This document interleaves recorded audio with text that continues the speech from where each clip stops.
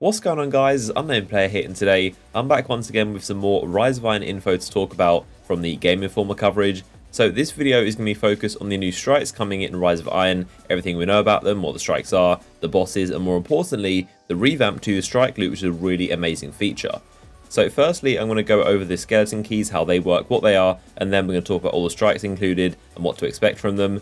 So skeleton keys, they're an amazing new feature coming only in Rise of Iron, and I touched on this briefly in my initial recap video of all the Game Informer coverage, but now I want to go into proper detail on exactly how they work. So no longer need to grind through playlists and hope to try and get a random drop. They're a lot more streamlined, and now you can target specific loot you want to get. So you obtain these skeleton keys from completing strikes. They're going to be random drops, of course. They're going to be quite rare and don't expect to find them very often. But when you do get a skeleton key, it will be at the very end of a match completion, most likely at the end reward screen. Obviously, that means you can't just like farm a boss and die at the same time and try and farm at these keys. So they're only going to drop once you complete the strike, and there is a very small chance at them. So you're going to have to hoard these keys up, and no strike loot will drop normally from the bosses in those purple engrams that we're used to. Instead, you'll get these skeleton keys. Now what you do with these is use them on these things called Hoard chests.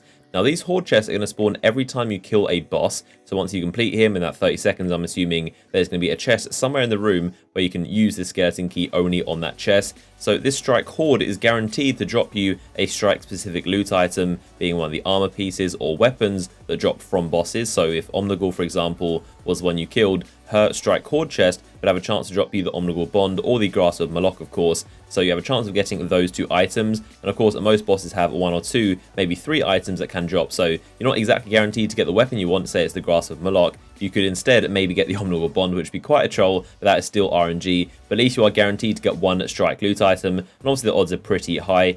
So one interesting detail is that these strike hoards will also spawn outside playlists, so you're not just tied to the weekly heroic or the nightfall strike. They will of course spawn in there, and you can get keys and also chests from both the nightfall and the weekly heroics. But in addition to that, once you get your keys and you're happy and you want to go target a chest to open, you can go and select the direct strike you want to play, and instead of waiting for the strike to pop up that you want to get the hoard from, you can simply just pick it from orbit, and it's much quicker. And it doesn't matter where you get the skeleton key from, because any key will work with any strike hoard chest after a boss. So the idea is you collect a bunch of keys and then pick a strike you want from orbit, and of course the level of that strike will be much lower. So it's a very easy way to go in, get your strike hoard, and then go straight out. And if you've got multiple keys, you can just keep on going into that strike repeatedly and not have to wait for it to pop up in the weekly heroic playlist. So this is basically good for anyone who really wants to get a specific item from one of the bosses. And of course, I'm going to be going after the Imago loop. I really want a Fatebringer role, which is basically Outlaw and Firefly. That'd be so awesome to have in year 3, so that's what I'm going after. So I'm basically just going to save up all of my skeleton keys and use them on the strike hoards of the Vex bosses. And comment down below which loot you're going to be going after and what you're going to be using all your keys on. So that's everything you need to know about these skeleton keys and how they're going to work. And now we're going to talk about some of these strikes and what to expect from them. So I've got one brand new strike and two remade ones in this expansion. So the new one is called the Wretched Eye Strike, and you go deep into a decayed missile silo within the Plague Lands to confront the Splicers as they attempt to subvert and infect Hive with Siva, which sounds really strange. Pretty weird for the Fallen to be infecting the Hive with Siva. I mean, I guess they're trying to kill the Hive, I guess, but they'll probably end up creating some kind of Hive Siva boss. We can see this ogre, which appears to be something we'll find in the Wretched Eye Strike, and apparently the final boss is reminiscent of the monster story of Frankenstein, so probably some weird Siva Hive abomination. So something pretty cool about the Wretched Eye Strike, and definitely unique in terms of gameplay, is in the middle there's a section where you get to multiple doors, and behind each door is a different set of enemy that of course leads to the final same place, and each time you play the strike, the door that opens is going to be randomly different. So one time you might go through the first set of doors and there'll be, say, Fallen in there, the next time there might be Splicers through a different door, and the next one there might be Hive. So it's kind of like 3 or 4, however many doors there are, there's a different set of enemies that you'll face in the middle, and of course behind each door is going to be a different room with different encounters. So essentially there's alternate paths in the middle section of the strike, but of course at the end you'll always face the same boss. So a pretty interesting idea to make the gameplay a little bit varied. Now in terms of the two remade strikes, we have the Abomination Heist, which is this Hive Abomination. Not sure if that's a temporary name or that is the new name for Fogoth, but this of course is the new Summoning Pits kind of remade. Doesn't look all too much different. It seems like going to be facing the Hive still. Fogoth looks pretty much the same. Not sure if it's again temporary, but this is actually the final build.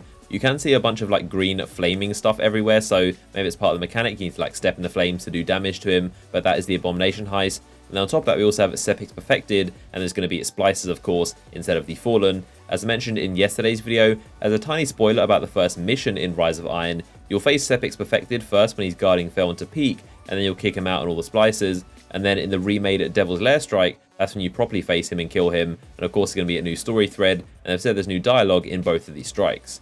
So the only year 1 strike that hasn't yet been remade is of course Secrion in the Nexus Mind. Maybe they'll do like a Vex expansion or like an April update thing where they also update Vault of Glass, it's all Vex themed. That's the only kind of way I can imagine them bringing that back, but it is pretty strange that Nexus Mind is the only strike remaining.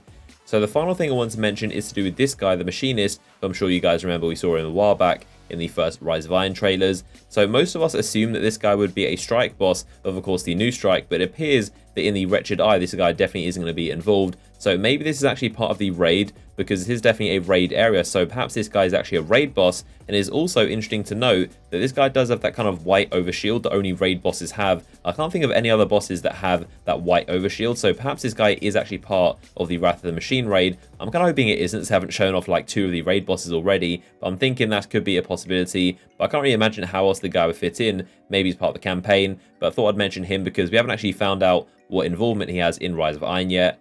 So that is everything we know about the strikes, the remade ones, the new ones, and of course the brand new strike loot mechanic. But I hope you guys did enjoy the video. If you did, a like rating would be awesome. Subscribe for more videos on the channel, and I'll see you guys in the next one.